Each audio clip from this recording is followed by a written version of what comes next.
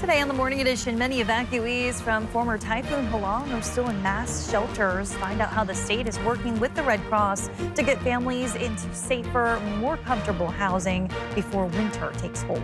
Plus, the USPS says it's making every effort to make sure that those evacuees from Western Alaska are still able to get their mail. We'll have those details on how you may be able to help them help you. And later, Halloween is a spectacular spectacle for a lot of people that can be somewhat overstimulating for some of the neurodivergent crowd.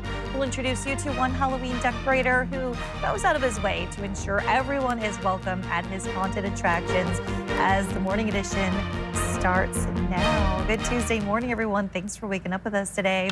We're getting ever so closer to the spooky day. And not going to be bone-chilling cold this year. In fact, we're going to be watching some warmer weather heading our way here over the next couple of days. We are waking up this morning, though, those temperatures sitting below freezing. We do have some localized areas of some light snow showers that's occurring across portions of South Central. That will lead to some light accumulation, but no significant impacts to be expected outside of some slick roads, particularly the bridges, which will continue to remain fairly slick at times. You can see these temperatures this morning sitting below freezing for most locations outside of coastal areas, which are sitting in the mid to upper 30s, 39 degrees in Cordova. We've got rain through Prince William Sound. And of course, as you head through the inland areas of South Central, this is where we're seeing some of that light snow that's being reported really along the Glen Highway from Anchorage into the valley is where we're holding on to that band of some lighter snow showers that's occurring this morning. And again, this isn't going to lead to any significant accumulation, just some light dusting to be expected, maybe some slightly higher amounts.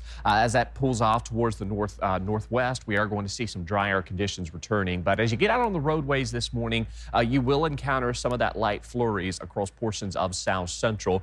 So just take it easy as you get out on those roadways. Those temperatures holding in the upper 20s to near 30 degrees to start off your Tuesday morning. We are going to see warmer weather heading our way, though, as we watch our next storm system that's going to build out of the Aleutians. It's going to drive in warmer conditions, which is going to begin to arrive as we welcome in our Wednesday.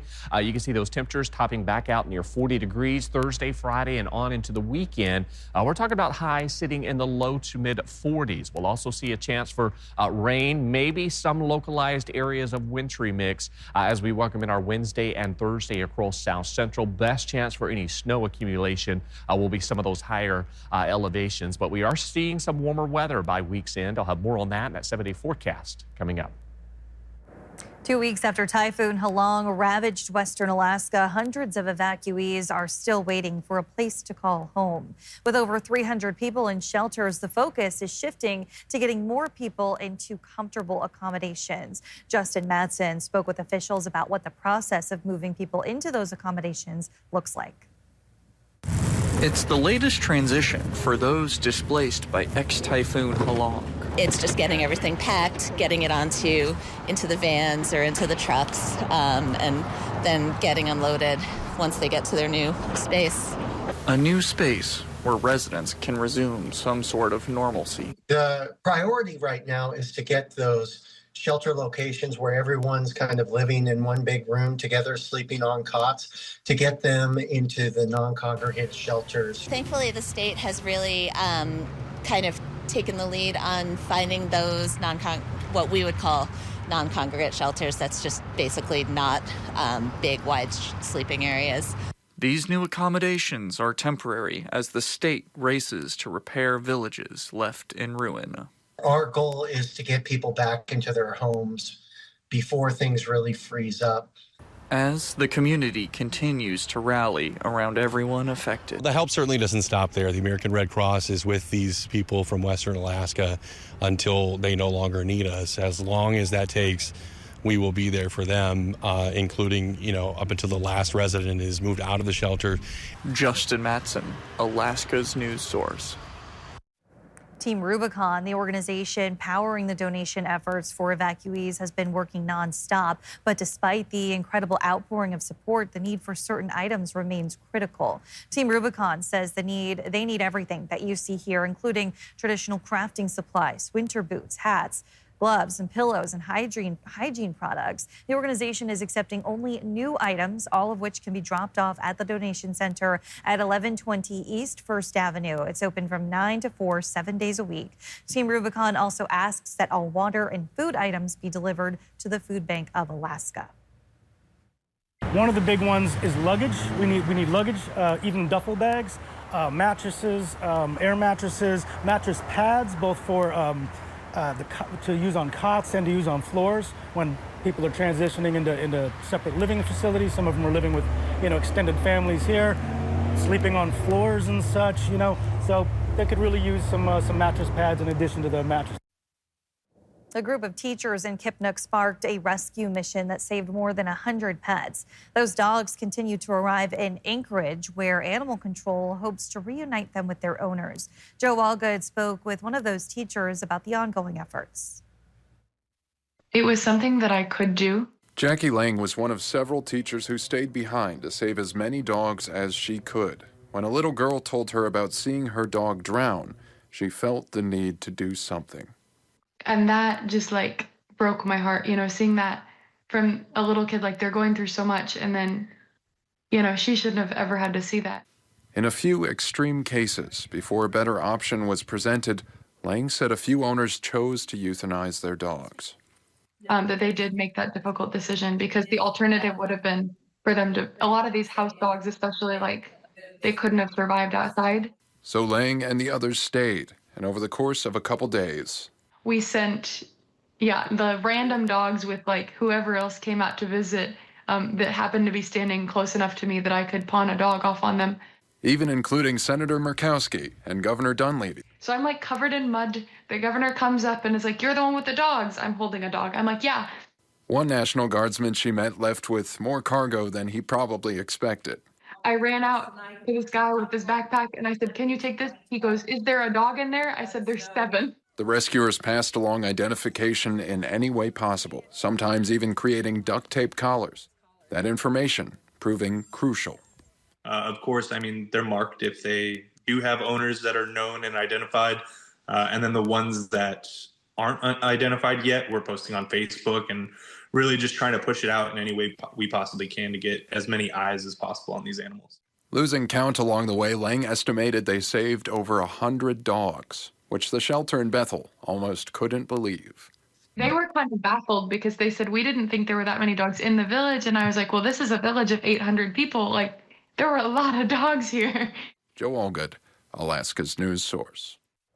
The U.S. Postal Service is working to ensure mail continues to reach storm-affected residents. If you're displaced and need to redirect your mail, here's what you need to know. For those in Anchorage shelters, visit the Egan Center Mail Unit. That's on the 2nd floor at 555 West 5th Avenue. Temporary change of address forms are available there, and mail can be picked up daily between 1 and 4 p.m. And if you're staying with family or friends, you can complete a temporary change of address form at any post office or easily submit a request online at USPS.com. Turning now to the newsroom where Adelmi Ruiz is waiting to give us an update on a case or two on Alaska State Troopers are looking for assistance with. Adelmi. Kristen, Fairbanks troopers are searching for an 18-year-old wanted in connection with a deadly shooting over the weekend. Well, who you're about to see, this is Darius Morgan of North Pole. He's wanted on a felony warrant for weapons misconduct and is considered a person of interest in the shooting that left a minor dead early Saturday morning. Court documents say Morgan was seen at a college party carrying a black handgun before multiple gunshots were reported. Troopers found the victim outside with a gunshot wound to the head, along with pistol magazines and shell casings nearby. Troopers say they've been searching for Morgan since Saturday. He was last seen in the Fairbanks area and is considered armed and dangerous. Anyone who spots him is urged not to approach, but to call 911 right away. Anonymous tips can also be submitted through Crime Stoppers. Troopers are also searching for a man they call armed and dangerous, wanted in a kidnapping and torture case near Fairbanks. 43-year-old Jonathan Critchfield is wanted on charges of kidnapping and assault. Troopers say last Thursday he and an accomplice held a man captive for 5 hours in North Pole, shooting the victim in the leg before letting him go. One suspect is already in custody, but Critchfield remains on the run. Anyone who sees him should call 911 immediately and should not approach him. Kristen. All right, thanks, Adelmi. Tonight, the Golden Valley Electric Board will meet to discuss how its new rate adjustments will appear on customer bills. The process, called a rate case, hasn't happened since about 2016, but costs of producing power have gone up in the years since. The rate change itself is already final, following a review of the cost of producing power. Under the current plan, residents are looking at an 8% increase to their utility costs, while big box stores will see a steeper increase. One of America's wealthiest men is looking to take control of Alaska's largest internet provider. The Alaska Beacon reports billionaire John Malone has filed paperwork with the Regulatory Commission of Alaska to gain majority ownership of GCI's parent company, GCI Liberty, Inc. Filings show Malone already holds most of the company's voting shares, but agreements currently keep his control below 50%.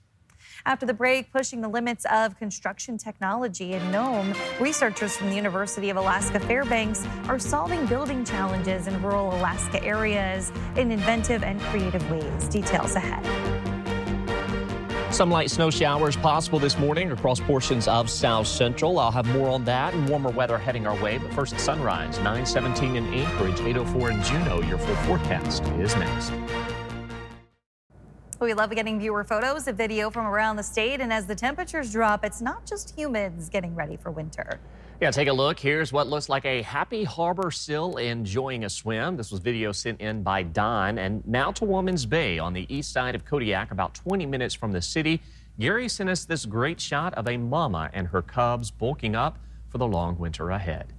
And from Janice Bunting, this moose decided to skip the trick-or-treating and go straight for the treats, snacking on a pumpkin right off a porch. And that is something you have to keep in mind if you're decorating your house with those jack-o'-lanterns. The moose and the bears, they see it as a snack. Yeah, also a good reminder that if you do happen to put those pumpkins out on your porch, to just kind of look outside each morning to make sure that you don't have any wildlife munching on those treats, as many wildlife do enjoy those pumpkins. We are waking up this morning. We continue to hold on to some of those colder conditions across the state. 18 below in Anaktuvuk, 6 below in Dead Horse, even areas of western Alaska seeing those sub-zero wind chills to start off your Tuesday morning. Now, as you head through the Aleutians as well as the coastal regions of South Central and Southeast, not too terribly cold, but we are seeing those wind chills in the 20s and the 30s to start off this morning. It has been chilly the past couple of days, but we're going to begin to tap into some warmer weather here over the next couple of days leading up to Halloween. Now, as you head north, we do have a ridge of high pressure. That's keeping things fairly quiet and cold as you head into the interior and locations along the slope. This is our area of low pressure that we're watching this morning. That's going to lead to some increasing warmth across the state, as well as some gusty winds and some rain and rain-snow mix as we head into the coming days. You can see winds over the last hour, not too terribly windy, about 20 to 25 miles per hour through the Aleutians as well as the Alaska Peninsula. Will continue to favor some of these gustier conditions throughout the remainder of today. Now, what we're going to be watching with this area of low pressure as it continues to kind of slowly move off towards the east-southeast, it will keep some localized areas of some wintry mix through parts of the eastern Aleutians as well as the Alaska Peninsula. That continues through today, and then by this evening, we'll see a secondary area of low pressure arrive from the south. This is going to lead to a transition to mostly all rain through eastern parts of the Aleutians as well as the Alaska Peninsula. And then as it builds into the Gulf of Alaska here in South Central, we'll begin to tap into some warmer conditions. We'll see some winds increasing as we head through the day Tuesday evening on into our Wednesday. And while we'll largely expect to see some rain in the forecast due to the warm nature of this storm, we will see some localized areas of some wintry mix. Best chance for any snow will be some of those higher elevations, but at the surface, we'll largely see some rain with a possibility that some snowflakes could mix in at the surface as those temperatures will be warm. We're talking about highs climbing into the lower 40s by week's end. Now, today we're still on the cooler side. You can see those afternoon highs warming into the low to mid 30s later this afternoon. We could even see a few locations across South Central managing to climb into the upper 30s later today. 23 in McGrath for the high, 24 in Fairbanks. Notice warmer weather from southeast through South Central as well as the Aleutians. The rest of the state, though, continuing to hold on to those colder conditions. You can see the interior, that 7-day forecast will favoring highs in the 20s, although leading up to Halloween, we could see a few locations through the interior topping out near freezing as that warmer weather builds in across the state. Of course, some of the warmest conditions will be across South Central. You can see those temperatures steadily warm by Thursday, 44 degrees with a chance for some showers. Now, inland areas, we'll see several opportunities for some dry time. It's really coastal locations that will see the heaviest rain, but inland locations, we could see some localized areas of some wintry mix leading up to Halloween, a high of 43 degrees with that chance for some showers staying with us. And then into the weekend, we'll see slightly cooler weather, still highs near 40. And another reminder, remember to set those clocks backward this weekend as daylight saving time comes to an end. Thanks, Aaron. In Nome, Alaska, researchers are pushing the limits of construction technology, building the state's first 3D printed structure using materials found right here in Alaska. The University of Alaska Fairbanks team used a cutting-edge printer called Avalon version 0, created by students in the Automated Construction Lab. The goal is to solve building challenges in remote Alaska communities where supplies are costly and seasons are short. The printer uses locally sourced materials like silt, clay, glacial till, and it doesn't require water. Researchers say this Alaska-made technology could even one day be used to build homes on the moon. As the technology develops, we fully expect that you should be able to print the walls in a matter of days. NASA wants to go back to the moon to stay, and to stay, you need to have places to live in, and this is a potential technology for that. The project demonstrates how Alaska's harsh conditions can serve as the perfect testing ground for future space exploration technology. Thanks for listening to our podcast. Click subscribe so you can get the latest podcasts from Alaska's news source automatically and stay up to date with breaking news and in-depth reporting available for free 24/7 with the Alaska's news source app.